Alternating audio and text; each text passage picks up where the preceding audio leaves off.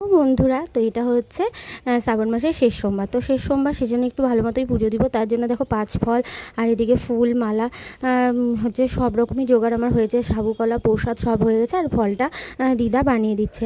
আর এদিকে দেখো ভাই নিয়ে চলে এসেছে রজনীগন্ধার মালা আর মোটকটা।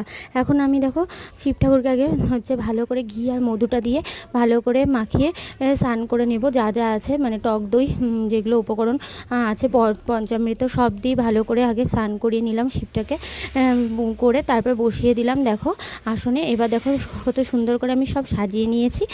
এবার শুধু দেওয়ার পালা।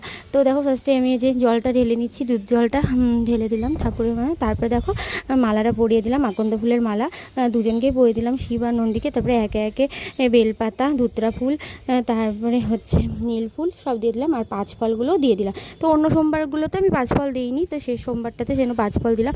এদিকে ভাই দেখো সুন্দর করে মুটুকটা পরিয়ে দিচ্ছে, আমি পড়াতে পারবো না দেখে ভাইকে বললাম। আর হচ্ছে 1 মুঠো হচ্ছে জব দিয়ে দিলাম, কারণ হচ্ছে শেষ সোমবারে একটু জব দিতে বলেছিল, তাই দিয়ে দিয়েছি।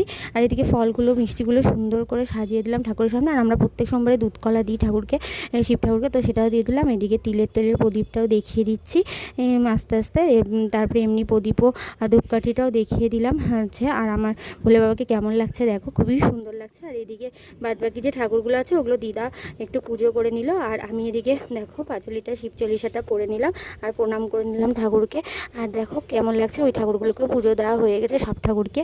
আর দেখতেই পাচ্ছ আমার ভোলে বাবাকে কত সুন্দর লাগছে। এটা হচ্ছে পাড়ার একটা কাকিমার বাড়িতে ঠাকুর দিয়ে পুজো হচ্ছিলো, তো ভাবলাম ওখানেও গিয়ে একটু জল ঢেলে আসি। দেখতেই পাচ্ছ কত লোকজন। আর এই যে কাকিমার ঠাকুর ঘর, তো আমি এই যে কাকিমার ঠাকুর ঘরে শিবকে একটু জল দিয়ে দিলাম, আর ফুল নিয়ে গেছিলাম, ফুলগুলোও সব দিয়ে দিলাম একে একে। তো সেই সোমবারটা খুব সুন্দর করে পুজো দিতে পেরেছি। তো তোমাদের যদি এই ভিডিওটা ভালো লাগে অবশ্যই লাইক কমেন্ট করো।